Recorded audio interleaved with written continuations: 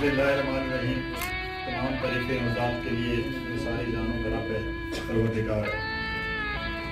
میں انتہائی جوتی خاص رحمت سے مشکور ہوں افشیا کا کہ جن لوگوں نے مجھے عزت بخشی اور آج چیف گیسٹ مجھے بلایا.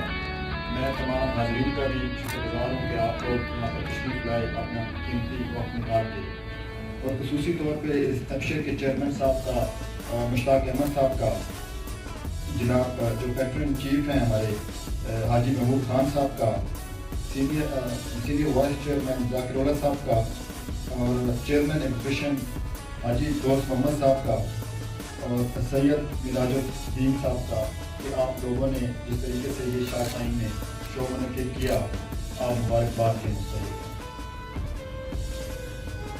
میں تھوڑا سا آپ کو اس ٹاسک فورس کا بتاتا چلوں. سپتمبر میں یہ ٹاسک فورس پرائم منسٹر صاحب کو ہم نے ایک پریزنٹیشن دی، اور پرائم منسٹر صاحب کو جب یہ ہم نے ڈیٹیلز بتائی اس سیکٹر کی کہ ورلڈ میں یہ کوئی $225 بلین کا بزنس ہے اینولی. ایک سال میں 225 ارب کا یہ بزنس ہوتا ہے. اور اگر ہم اس کو دیکھیں ہمارا ایز کمپیئر ٹو جو کہ 5.2% اینول گروتھ ہے اس کی دنیا میں، انڈیا کی مارکیٹ اینولی $120 بلین پہ چلی گئی ہے، جو کہ $40 بلین ان کا لاسٹ ایئر کا ایکسپورٹ تھا. $40 بلین کا مطلب ہے 40,000 بلین ڈالر.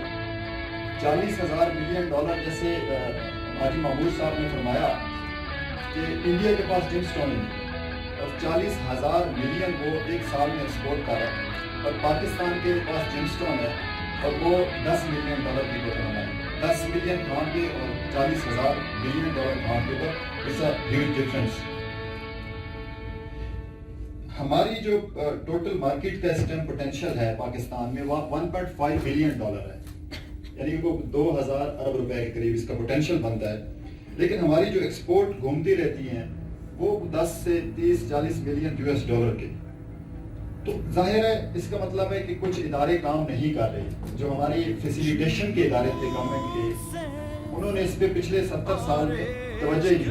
تو پرائم منسٹر عمران خان صاحب کا ایک جو ویژن ہے کہ جب تک اس ملک کی ایکسپورٹ نہیں بڑھے گی تو اس وقت تک یہ ملک ترقی نہیں کر سکتا. لیکن جب تک بھی کسی ملک کا GDP نہیں بڑھتا، جو کہ ہمارا آج کل 270-80 بلین ڈالر کے اوپر گھومتا رہتا ہے، کہ پورے ملک کی GDP عام زبان میں کہتے ہیں کہ پورے ملک کی کیا ہماری گراس ڈومیسٹک پروڈکشن ہے، کیا ہم نے چیزیں پیدا کی، کیا مائن کی اور کیا سروسز دی. اس کے مقابلے میں بنگلہ دیش کی بھی کوئی $350 ارب پہ چلی گئی ہے.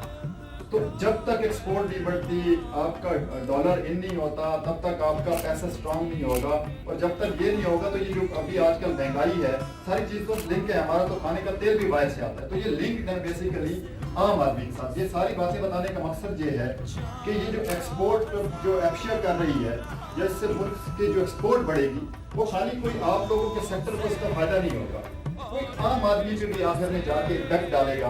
اور ہم نے یہ پرائم منسٹر صاحب کو ٹارگیٹ دیا، ہم نے اپنا یہ ٹارگیٹ رکھا، پرائم منسٹر صاحب کو بتایا کہ ہم یہ ٹارگیٹ انشاءاللہ اچیو کریں گے.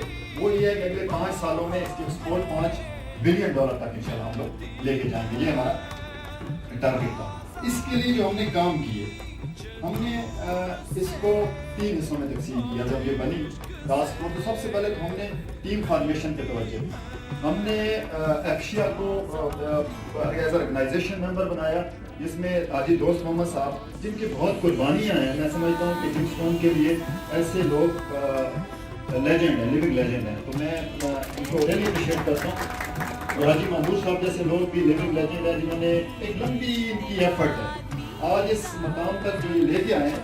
It was not an easy. ان کی بہت ساری قربانی ہے کہ 30 سال پہلے شروع ہوئے اور آج جس مقام پہ یہ سیکٹر کو لے، یہ بہت بڑی چیز ہے.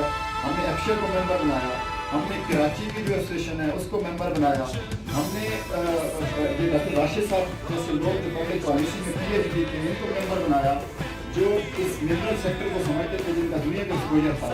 ہم نے 32 لوگوں کو اکٹھا کیا جو جن سیکٹر سے لیے اور جیولری سیکٹر سے لیے.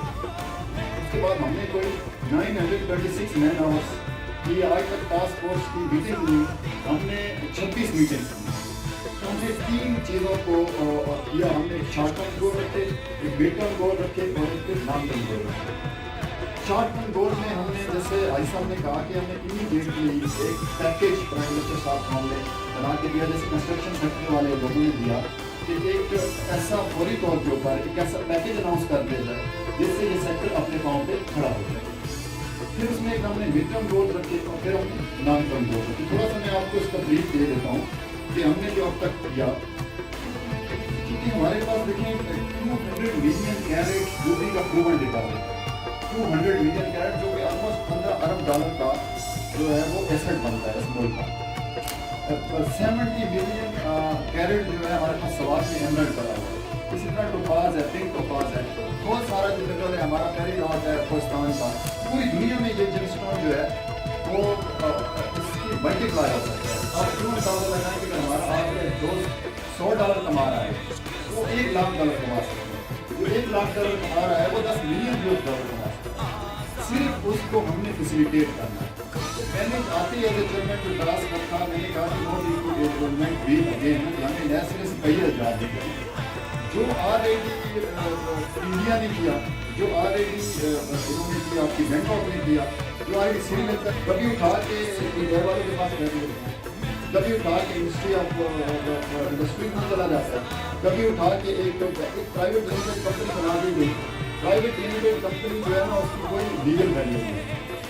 ایک میں عام زبان میں بتانے لگا ہوں، وہ ایک ایسی سی پی ایک ایکٹ آف پارلیمنٹ سے بنی، اس ایکٹ آف پارلیمنٹ میں پھر ایک پرائیویٹ لمیٹڈ کمپنی کوئی بھی بنا سکتا ہے، ایسا سری لنکا نہیں ہے۔ سری لنکا 1991 میں ایک الگ سے ان کا بھی ٹریڈ ڈیولپمنٹ ڈپارٹمنٹ ادارے بنے ہوئے تھے، لیکن ان کے سیکٹر میں عموماً بہت زیادہ ہائی کوالیفائڈ لوگ نہیں ہیں۔ عام جیولرز ہوتا ہے، 90,000 ہمارے آؤٹ لیٹس ہیں جیولری کے۔ اسی طرح سے ہمارا جو ایک عام آدمی جیم اسٹون ایکسپورٹ کر رہا ہے وہ چلو ڈر ڈر کے کر رہا ہے، جیسے خدا نہ خاصہ وہ چوری کر رہا ہے، حالانکہ وہ تو بڑی کنٹریبیوشن کر رہا ہے ملک کے لیے۔ تو اس کے لیے ادارے کا جو تھا وہ انہوں نے ادارے بنائے۔ اب ٹی ڈیپ جو ہے وہ ایک اوور آل ملک کی جو ہے trade development authority of Pakistan ہے، وہ بھی بیک بائی لا ہے۔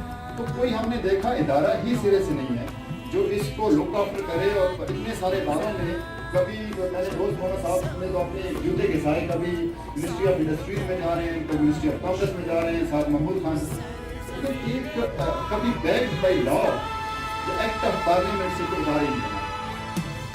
تو جیسے ابھی ہمارے چیئرمین صاحب نے مشتاق احمد صاحب نے کہا کہ جیمن جیولری کا تو میں نے کانسیپٹ دیا تھا عمران خان صاحب کو، اور انڈیا آپ حیران ہوں گے کہ $2 ارب انہوں نے اپنے بجٹ میں رکھا ہے کہ ہم اپنے $40 ارب سے ایکسپورٹ لے کے جائیں گے 80 ارب۔ یہ تو ابھی چیئرمین صاحب نے کہا کانسیپٹ ان کا یہی انہوں نے اس کا نام رکھا جیمن جیولری پارک، وہ $2 ارب جیمن جیولری پارک میں انجیکٹ کریں اور اس سے ایکسپورٹ تو وہ سٹی میں اب ہوگا کیا۔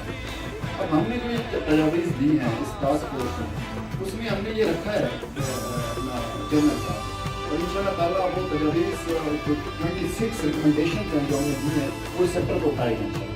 اس میں ایک تجویز یہ بھی ہے، اس میں ہم نے کیا یہ ہے کہ جو جیم اینڈ جیولری کا یہ سیکٹر میں آنا چاہے گا اس کو آپ جیم اینڈ جیولری ٹاور کہیں، اس کو بار کہیں، اس کو جیم اینڈ جیولری سٹی کہیں، ہم نے اس کو ڈیٹیچ کیا ہے۔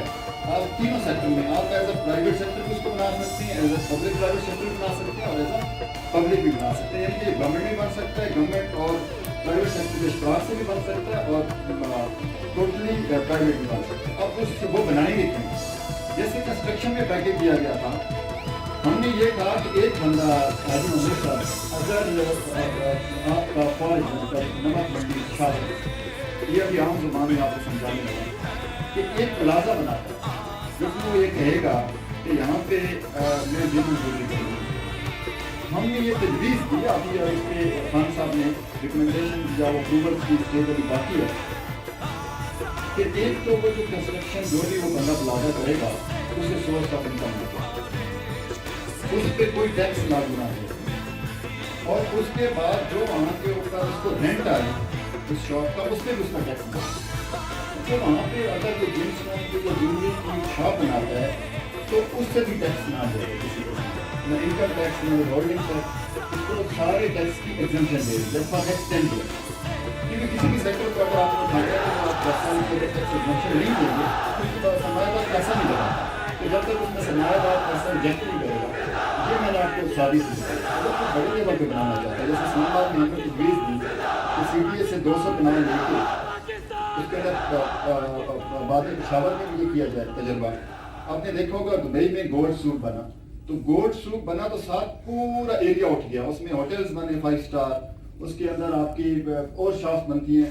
تو ہم نے یہ کہا کہ جو بھی جیمنٹ یونیورسٹی ہوگا, اب اس کا ہم نے ایک ویڈیو کانسیپٹ بھی بنایا, ہم آپ لوگ شیئر کریں.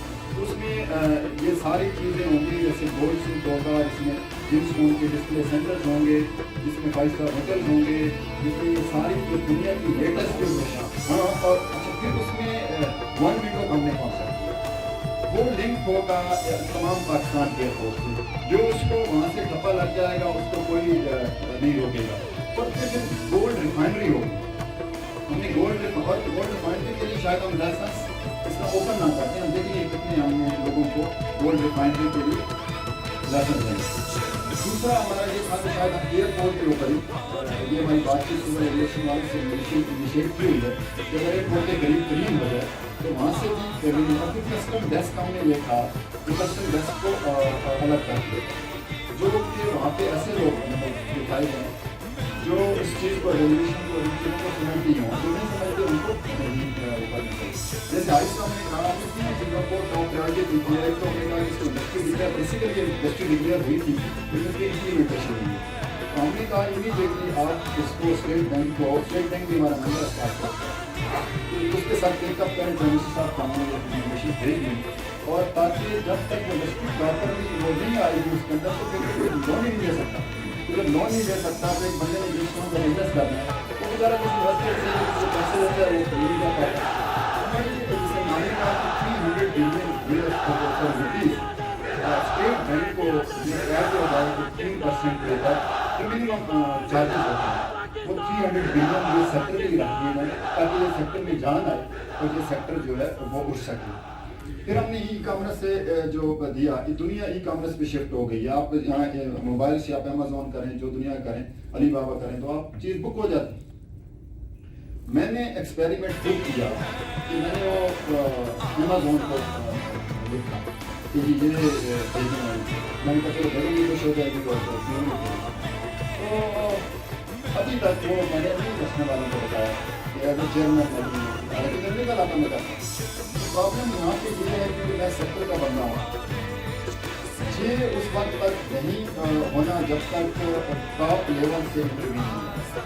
ٹاپ لیول پہ ایسا ادارہ آپ کو ای کامرس کے لیے کام کیا روز مسئلہ ہمارے ہم نے ایک وقت کی UPS والا 150 بلین US ڈالر کی کمپنی بنایا تھا. ہم نے ان کے ساتھ معاملات کر لیے, ڈسکشن کر لی. جب MOU سائن ہونے کا ٹائم آیا ان کے ساتھ, جب وہاں پہ وہاں پہ پرابلم یہ آ گئی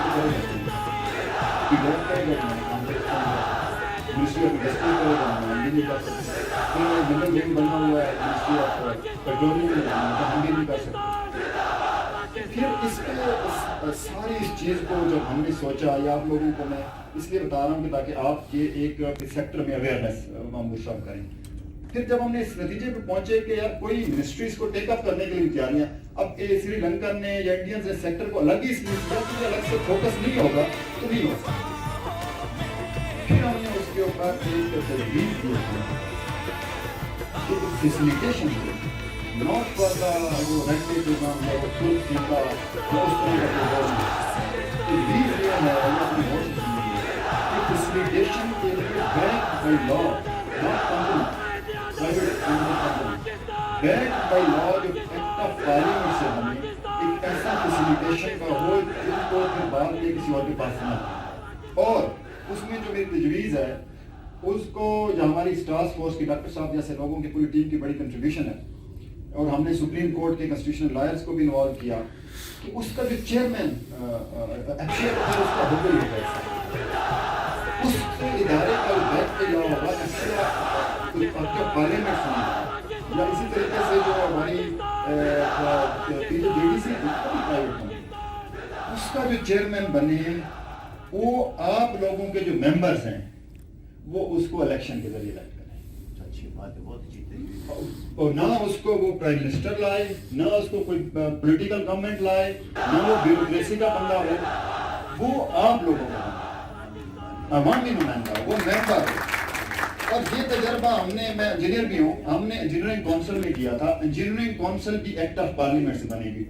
انجینئرنگ کونسل کے پاس اب اتنا پیسہ ہے کہ ان کو کبھی گورنمنٹ سے بجٹ کی ضرورت نہیں پڑی, وہ بھی کونسل ہے. اس کا نام جو ہم نے تجویز کیا تھا وہ رکھا ہے کہ Pakistan gym and jewellery export promotion council, backed by law, جو ایکٹ آف پارلیمنٹ سے بنے گی. اس کے ممبرز جو ہوں گے وہ آپ لوگ ڈیسائیڈ کریں گے, چونکہ وہ بیکڈ بائی لا ہوگی تو اس کی ایک ممبرشپ فیس بھی ہوگی. پھر ہم نے یہ کہا کہ جو ایکسپورٹ ڈیولپمنٹ فنڈ ہے اس سیکٹر کا حصہ وہ آٹومیٹکلی ایکسپورٹ پروموشن کونسل میں شفٹ ہو جائے گا. اچھا, وہ اس کو بجٹ کی ضرورت نہیں. پھر جو یہ لائسنس دے گی, دیکھیں ایک میں انویسٹر ہوں, میں امیڈیٹلی چاہوں گا کہ میں ایک ٹاور کھڑا کر دوں, جسے جم اور بینک آف میں آپ نے دیکھا ٹاور ہے کہ یار میں اسلام آباد میں ایک ٹاور کھڑا کر دوں. اب ٹاور کھڑا کرنے کے لائسنس کون دے گا؟ اب جو اسپیشل اکنامک زون ہوتا ہے SEZ, وہ تو اس کے لیے تو 50 ایکڑ جگہ چاہیے منیمم, تب آپ اسپیشل اکنامک زون بنا سکتے ہیں, چاہے پرائیویٹ سیکٹر میں. تو اس سیکٹر میں تو آپ 50 ایکڑ پہ کریں گے کیا, اتنی بڑی جگہ انوالو نہیں کر سکتے. تو اس کے لیے ہم نے اس کونسل کو یہ اتھارٹی دے دی ہے کہ وہ کونسل کا جو چیئرمین ہوگا وہ اپنی اسٹیئرنگ کمیٹی بنائے گا, اس کے پاس لائسنس کے لیے, کیونکہ اس کو بہت بڑا فائدہ ہونا ہے فائنینشیل فیوچر میں, اس کی ایک فیس ہوگی, وہ فیس بھی آپ لوگوں کے پاس آئے گی. تو وہ جو ادارہ ہے وہ پاکستان انجینئرنگ کونسل یا Pakistan medical and denting council کی طرح اپنے پاؤں پہ کھڑا ہو گیا. اب یہاں پرابلم یہ آ رہا تھا کہ صوبے نے اعتراض کر لیں, تو اس کے لیے پھر ہم نے انگیج کیے کنسٹیٹیوشنل لائرس. پھر پتہ یہ چلا کہ جو ایکسپورٹ اور امپورٹ ہے وہ فیڈرل سبجیکٹ ہے, تو فیڈرل اس کے اوپر قانون سازی کر سکتا ہے. یا جو آپ کی یہ ریگولیٹری رجیم ہے جیسے کوالٹی یا اسٹینڈرڈس, اس کو بھی فیڈرل نے لک آفٹر کرنا ہوتا. تو وہ کونسل کو ہم نے کہہ دیا کہ وہ فیوچر میں سینگ اینڈ ہال مارکنگ ایکٹ بھی وہی کروائے گی. فیوچر میں ہم نے اس کو یہ کر دیا کہ کبھی آپ کو کامرس کے پاس, کبھی فلانے کے پاس, کبھی اس کے پاس نہ جانا پڑے.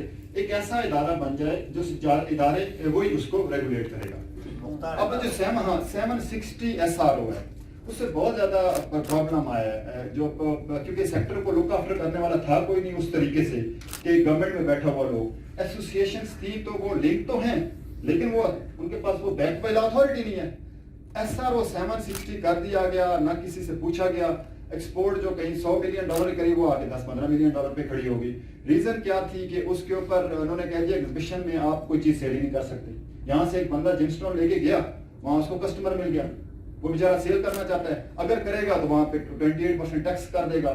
پھر یہ کر دیا کہ جی کہ آپ وہاں پہ اگر کریں گے تو آپ اپنی ریمیٹنسز 100% نہیں لا سکتے, یا 50% گولڈ لائیں گے اگر جیولری سے متعلقہ تھا. تو جم اینڈ جیولری کو اس میں جیولری زیادہ امپیکٹ ہوا 760 کے اندر, جس سے پرابلم کھڑا ہو گیا. اچھا, بہت سارے لوگوں نے ہمیں کہا 2 اداروں میں کہ ہم آپ کو ٹریننگ انسٹیٹیوٹ بنا دیتے ہیں. میں نے کہا جس کو کوئی فائدہ نہیں ہونے لگا. ٹریننگ انسٹیٹیوٹ بنانے کا یہ ہوگا کہ پھر ہمارا کوئی بچے جو ٹرینڈ ہوں گے, کوئی آلو بیچ رہا ہوگا, ریڈی پہ رکشہ چلا رہا ہوگا, کیونکہ دنیا میں جب تک را مٹیریل کو آپ نہیں آسانی دیتے تو پھر وہ کیسے چیز ہو سکتی ہے. کیونکہ آپ جم اینڈ جیولری ہے ہی, اس کے فار ایگزامپل آپ کو گولڈ کی امپورٹ ہی نہیں کر سکتے. اب گولڈ جب امپورٹ ہی نہیں کر سکتے تو پھر آپ کس چیز میں لگا کے اس کو, اس کی ویلیو ایڈیشن کیا کریں گے.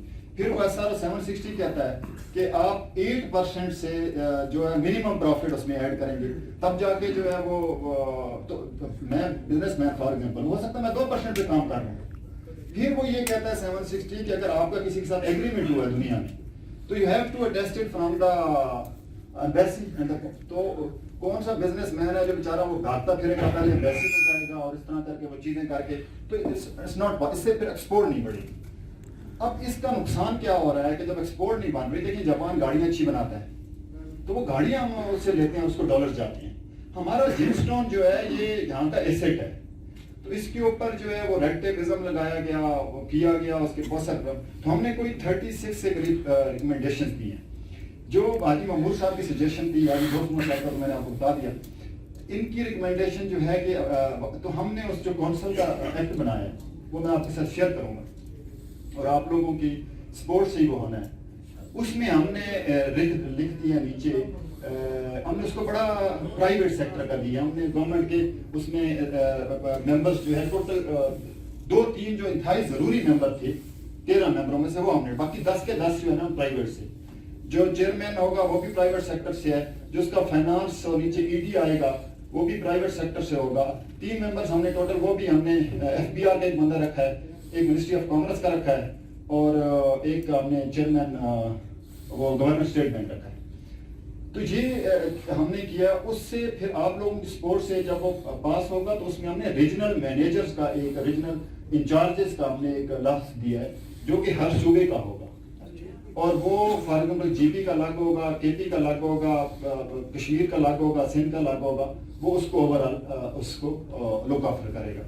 तो ये एक ऐसी बॉडी होगी जो फैसिलिटेट करेगी, क्योंकि इसके बगैर जो वो ख्वाब आप देख रहे हैं जिम एंड ज्वेलरी सिटी वाला, वो पूरा नहीं हो सकता। क्योंकि आपको जब रुकना जहाँ पे है ना, जैसे ही आपका वो सिटी किसी एक स्टेज से चेयरमैन साहब आगे जाएगा ना, तो उसकी अप्रूवल कौन देगा? फिर आप वहाँ पे आप जो 1 विंडो फैसिलिटेशन सेंटर बनाएंगे, तो जब आप कस्टम वालों को लिखेंगे तो वो कहेंगे किस एक्ट के तहत हम आपको, फिर आप जब टैक्स वालों को लिखेंगे तो वो कहेंगे आपको किस एक्ट के साथ हम एग्जेम्पशन दें, तो ये वहाँ पे जाके रुक जाएगा। तो बुनियादी चीज जो है वो ये है। फिर हमने जिम एंड ज्वेलरी सिटी का किया, फिर हमने इंडस्ट्रीज का किया, फिर हमने कस्टम के डेस्क की बात की, फिर हमने ये आपका जो ई फार्म है इसका हमने कहा कि अभी बहुत दुनिया आ गई है, तो आप प्राइवेट बैंकों को डिक्लेयर करते फिरती हैं, प्राइवेट बैंकों के पीछे पीछे होती हैं, उससे जान छुड़ाई जाए। मतलब एक पूरा हमने इसका फाइनेंशियल रिजीम है, रेगुलेटरी रिजीम है, वो मैं आपके साथ रिपोर्ट शेयर कर दूंगा।